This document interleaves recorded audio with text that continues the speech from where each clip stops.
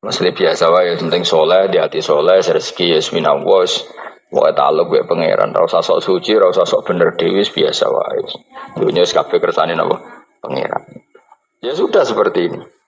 Yang soleh koyok salabah malah akhirnya suul khotimah. Padahal dulu disebut hamamatul masjid, tukang itikaf. Gak tahu mulai ke masjid, tapi akhirnya suul khotimah. Wahsi sing mata ini kekasih Nabi, rupanya mata ini Hamzah ditakdir husnul khotimah. Makanya itu ya muqallibal qulub tsabbit qalbi ala ini kita tidak pernah tahu.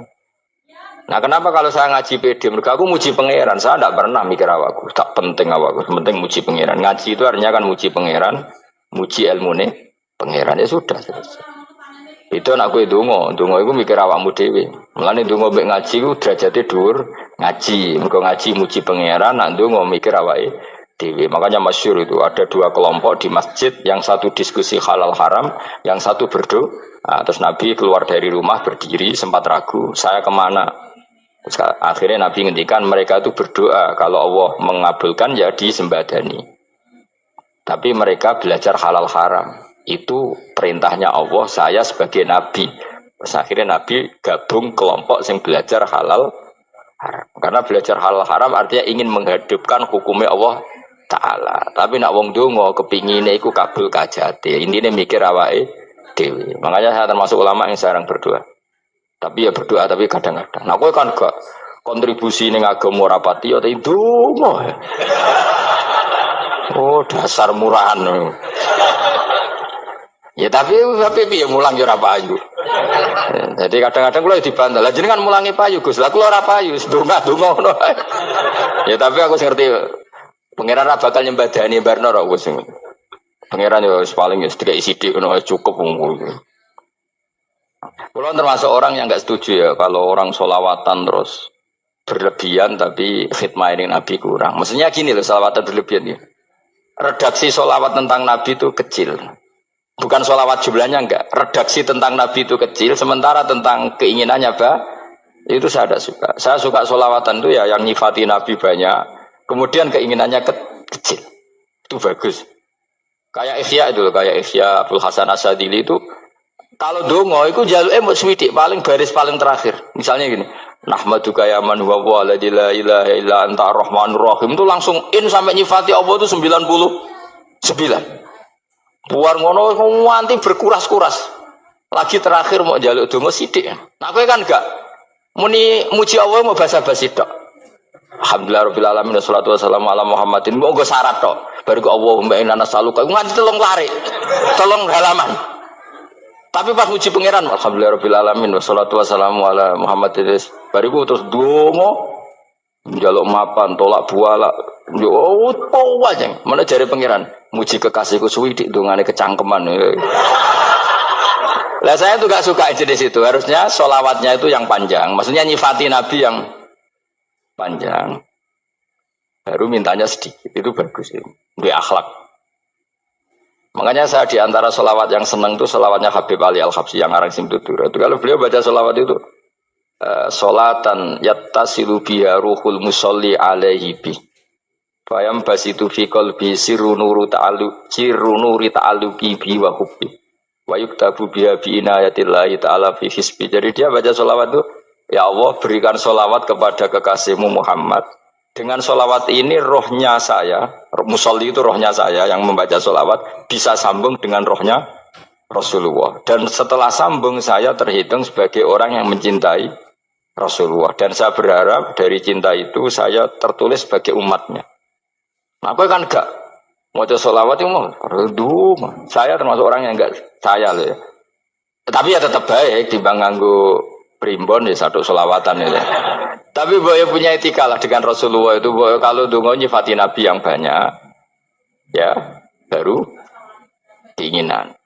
Kan banyak tuh sholawat yang seperti yang saya misalnya di kitabnya Sayyid Muhammad ada Allahumma sholli ala sayyidina Muhammad nuri kalam alladzi wa nyifati Nabi itu sampai panjang lebar baru menceritakan hajatnya. Kalau kamu kan enggak nyifati Nabi basa-basi, mau sidik kan. Malah kadang orang misalnya ala Muhammad. Kok ala Muhammad muni Sayyidina aja disoal. Baru kudungannya apa? Panjang. Saya termasuk yang enggak setuju. Karena itu menurut saya kurang etika. Makanya Rasulullah itu kalau berdoa, kalau sudah nyifati Allah, coba tak beri satu contoh saja. Doanya Nabi. Alhamdulillah hamdan yuwafi ni'amahu wa yukafi'u mazidah ya Rabbana lakal hamdu kama yanbaghi li jalali wajhika 'azimi sultanik la nuhsi thana'an 'alaika anta kama asnaita 'ala nafsik. Itu sudah berapa itu nyifatinya? Itu belum doanya tuh. Nah, kamu kan enggak Allahumma alhamdulillah rabbil alamin Allahumma ya Allah di hajati wes gremeng itu seramutu tenan. Jangan gak bakat wali. Nah, cara kula iku sisen ngono. Kula yo sering ngamini dongane wong ngono, tapi ning atiku amin maksudnya amin barno mawon Gusti. Nanti aku amin tapi amin ku barno mawon Gusti. Wong ora jelas ngono berarti. Jadi aku muni amin tapi amin barno maksudnya. Ya Allah barno amin ngono maksudnya. Jadi karena tadi setahu saya doanya para nabi, para wali itu memang seperti itu. Ya coba itulah doa tadi aja yang saya sebut itu berapa kalimatnya? Apa? Alhamdulillah hamdan yuwafi ni'amahu wa yukafi mazidah ya Rabbana lakal hamdu kama yanbaghi li jalali wajhika 'azimi sultani la nuhsi thana'an 'alaika anta kama asnaita 'ala. Enggak terhitung pujian saya kepada engkau sebanyak engkau memuji pada diri engkau sendiri. Allahumma inni a'udzu biridhoka min sakhatika fi mu'afatika min uqubatika wa bika minkal. Allahumma sholli bi haqqi jabarutika wa bi khawfika kan panjang sekali doanya wali-wali itu, tapi semuanya mensifati Allah. Bahkan banyak yang kemudian lupa enggak doa. Coba haji, doa haji itu coba. Labbaik Allahumma labbaik la syarika lak innal hamda wan ni'mata laka wal mulka la syarika lak. Wa ni'mat itu kan labbaik saya siap melaksanakan perintahmu ya Allah sa'dik. Engkau yang punya pujian, engkau la syarika lak. Itu malah enggak ada, jarang malah ada doanya. Itu kalimatnya talbiyah semua. Allahumma antal azil akram itu sudah seperti itu. Karena tadi al-mu'min yashghaluhu sana 'ala Allah min ayyakuna li nafsihi dzakiran. Mukmin sejati adalah sibuk memuja Allah sampai lupa jatah dirinya sendiri. Nah, kowe kan gak mujine Allah basa-basi, dongane tenan. Itu jadi makhluk aneh, itu jadi hubungan mbek pangeran itu wong aneh. Ya tapi jan ra bakat wali ngono iku dadine ngono iku. Ya tok ngono kok mari wali kakean malah gak elit. Jadi tapi saya mohon itu di sholawat itu usahakan jumlah paling enggak jumlah sholawatnya banyak, doanya sedikit. Paling enggak misalnya kamu tidak punya kalimat yang apa baik ya mau sholawat ping 100 itu gak ada salah biar guling-gilingan apa. Kita menyebut kekasihnya Allah lebih banyak ketimbang kita menyebut hajat kita sendiri ya gitulah, paling tidak punya etika seperti itu ya. Kalau kamu nggak punya segot-segot sing keren, bacalah sholawat berapa 100 terus cerita awam Gusti utang kula kathah mengke ra jawab wis roh.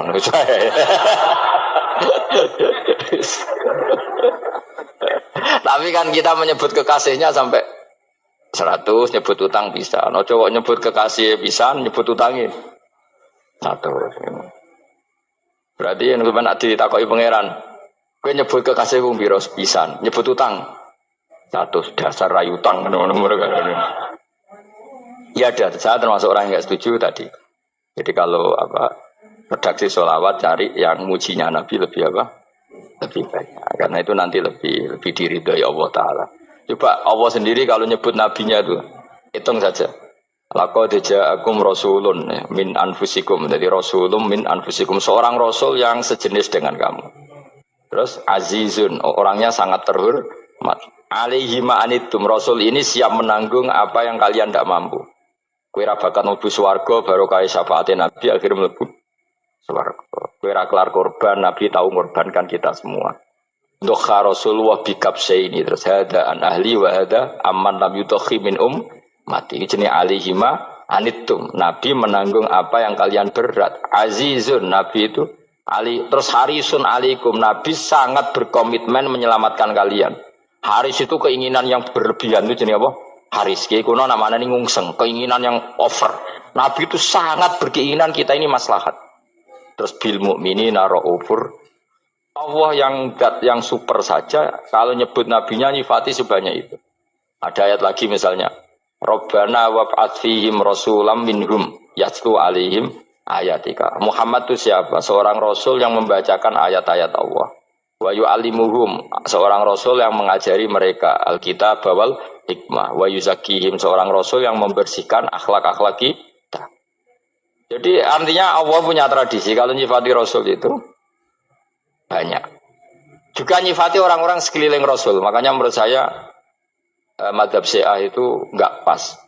Karena Allah kalau nyifati Rasulullah itu jika nyifati orang-orang di sekeliling Rasulullah, dan itu dengan pujian, yaitu Muhammadur Rasulullah walladzina ma'ahu asyidda walal kufar ruhama'u bainahum tarahum ruk'an sujada yabtaguna fadlan minallahi warid wa nasimahum fi wujuhim min atharis sujud. Itu kan panjang sekali, dan orang-orang sekeliling Muhammad adalah begini. Kayak apa Allah muji para ashabu Rasulillah? Masa kita ikut kelompok yang menghina ashabnya Rasulillah? Makanya kita tetap madzhab ahli sunnah wal jamaah, yaitu mencintai semua sahabat. Karena Allah saja yang Tuhan mensifatinya dengan sehormat itu. Mensifati ashabu Rasulillah. Disifati orang-orang yang saling kasih sayang sama orang mukmin. Tarahum ruk'an, sujud dan komitmen hidupnya untuk rukuk dan sujud. Simahum fi wujuhim min asari sujud. Sudah asari sujud harus diterjemah, nanti sensitif. Cuma setahu saya asar sujud itu nanti setelah di akhirat orang sering sujud itu jabahnya itu ada nurnya. Tapi kalau ada yang nafsirkan asari sujud itu warna tertentu ya semboy. Itu sensitif. Yang jelas asari sujud itu ya sudah seperti itu. Seneng kamu kok hasut. Kowe nyen provokator, nak ono apa ya? Ada hal yang begitu terus mau berlebihan. Uteke ya khisimun. Nah, kalau ada kepentingan pokoknya ayat si mahum fi wujuhim min athari sujud, bahwa dalam jabahnya itu ada asaris sujud. Itu masyhur kan, saya terangkan ya, tapi jauh sensitif loh, biasa wae. Suatu saat Rasulullah itu ngendikan begini, nanti saya kata Nabi akan nyafaati kalian semua. Sahabat-sahabat tanya, ya Rasulullah dengan sekian miliar orang bagaimana kamu mengenali kita? Saya ulang lagi, suatu saat saya nanti akan nyafaati kalian karena saya kenal kalian. Maksudnya di akhirat. Ya Allah, di akhirat. Terus sahabat tanya, ya Rasulullah bagaimana engkau mengenali kita sementara nanti di akhirat bermiliar-miliar orang itu.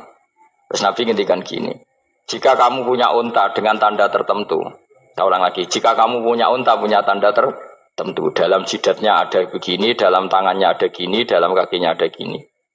Maka apa kamu bisa membedakan untamu dengan unta orang lain? Ya bisa ya Rasulullah, karena unta kita khas. Misalnya kaki depannya ada putihnya, kaki belakangnya ada putihnya, dalam baduknya ada putihnya. Kata Nabi, inna ummati yut'auna yaumal qiyamati hurran muhajjalin min asaril wudu. Nanti umatku, nanti wajahnya juga bersinar. Tangan kakinya juga bersinar. Jadi asar itu saya pastikan secara riwayat itu akhirat, maksudnya tentang akhirat. Tapi bahwa yang di dunia ada yang memulai asar itu nggih monggo mawon. Loh itu bagus kan, artinya ekspresi percepatan. Enggak apa-apa loh, daripada kok kowe ra jelas ini gitu. Maksudnya ya orang ngetok kowe pancen jarang sujud tenan. Wis ora usah sensitif, tapi yang jelas ya nanti. Ya soben kiamat ruang samu. Nanti hisab itu nanti kalau hitung hanya sekitar 3 jam. Hisabnya sak dunia itu hanya sekitar, karena malaikat itu tidak kesulitan sama sekali. Tak warai ya. Ini nggak akan salah saya dalam hal ini karena riwayatnya sahihah.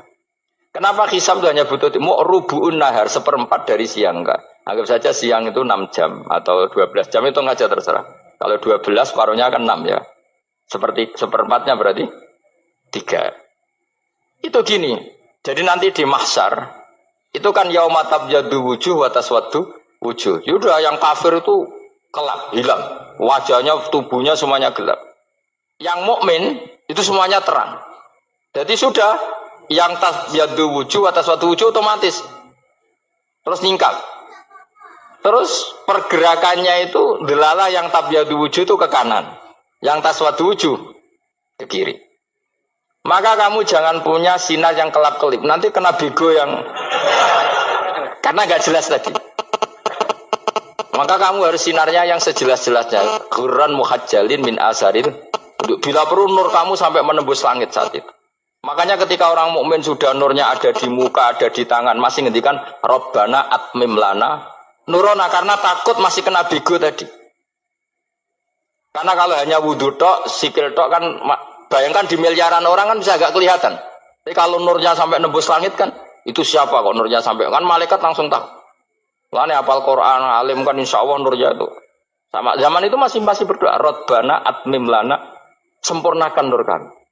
Karena nanti identifikasi malaikat berdasar tadi, kalau ada nur berarti diletakkan ashabal yamin, kalau nggak ada nur, ashabal shimal. Nah malaikat yang dibawa bigo itu kira-kira detail gak? Dugaan saya kalau kelap-kelip pasti kena simal. Wah ini partai kiri mesti kan. Pemenang yang wudune mau dulet sirah tok sidik. Karena anak mazhab Syafi'i. Sebetulnya meskipun itu sah, sebaiknya kalau basuh sirah itu kabeh ben ora kelap. Mana aneh pepesan terus dulat-dulet tok. Mau iku sebenarnya ya itu. Kelap-kelip. Ya sudah ya. Setelah itu kata ngendikane pangeran yu'raful mujrimuna bisimahum fayukhadu bin nawasi wal aqdam. Orang-orang pendosa kelihatan maka diletakkan di kiri. Nah sama yang orang-orang baik simahum fi wujuhim min asari. Jadi ayat itu jelas tentang akhirat. Tapi kira usah terus provokasi. Seneng kamu kok ya khisimun. Maksudnya provokator gitu. Jadi nanti yang mukmin jelas nurnya. Lah nur ini nanti dengan kadar iman kamu, perilaku kamu. Ada yang kelap-kelip, ada yang. Nah yang kelap-kelip ini yang kena bigo itu tadi. Nanti setelah kena bigo ikut ashabis simal, yang kelap-kelip disortir lagi malaikat yang bagian detail kan ada nanti. Nah ini terus ditubir neraka. Yang kafir benar-benar neraka, yang ini ditubir neraka. Nah, itu nanti ini yang ngel-ngelok Kanjeng Nabi digoleki ya ini itu. Mana sakit Kanjeng Nabi, mana ono kiai soleh darani, nah iso soleh dewi sakit Nabi mereka terus goleki ndi umatku sing kelip-kelip itu. Dicari di syafaat. Ya, imma langsung dituruti Allah, wa imma diumbasik ning neraka.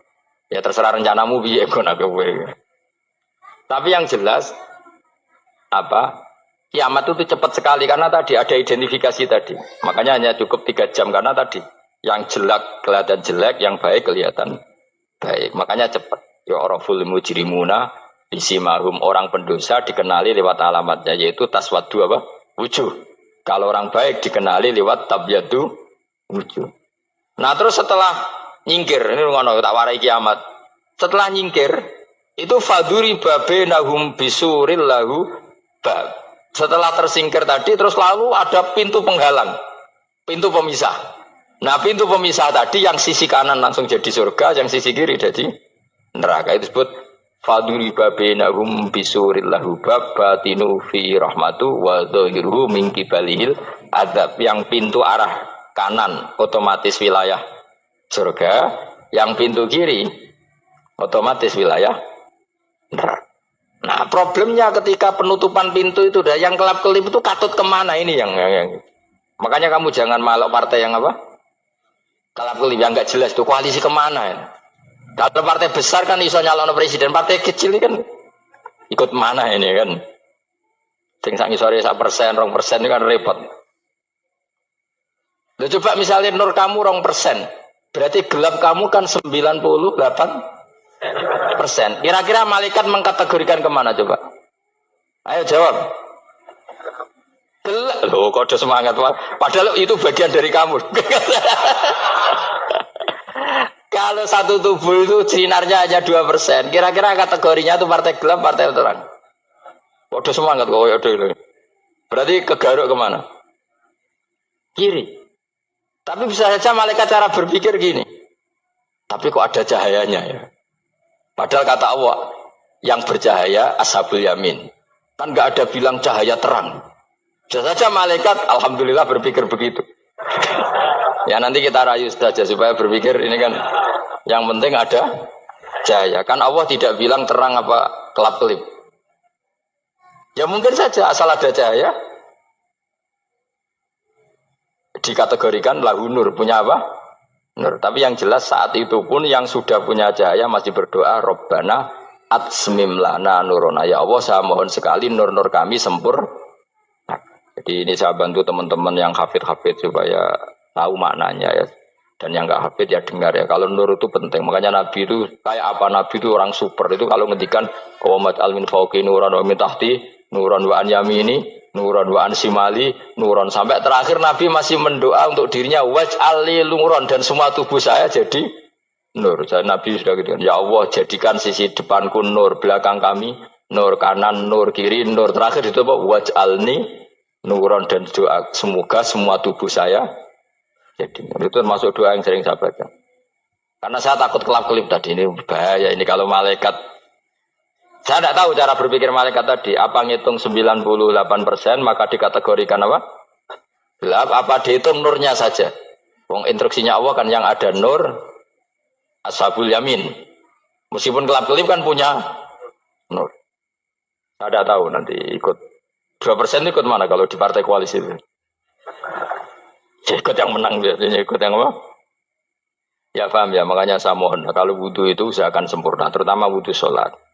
Kalau nggak wudhu sholat itu sebaiknya nggak sempurna, supaya ada bedanya wudhu sholat sama wudhu tidak sholat. Rasulullah itu masyhur gitu ya. Rasulullah itu kadang tawaddu'a wudhu'an khafifan, wudhu yang sederhana, yaitu hanya sekali-sekali dan tidak sempurna. Ketika ditanya as-sholat ya Rasulullah, tidak. Misalnya saya habis makan, mau tidur, biasanya ya wudhu, tapi tentu tidak perlu sesempurna kayak wudhu sholat, biar ada bedanya. Rasulullah juga gitu, beberapa kali beliau wudhu tapi tidak sesempurna wudunya untuk sholat. Masyhur itu di riwayat tawaddu'a wudhu'an khafifan duna wudhu'ihi lis sholat. Tapi kalau wudhu untuk sholat asbaghal wudhu, menyempurnakan wudhu. Jadi supaya ada bedanya wudhu sholat dan wudhu tidak sholat.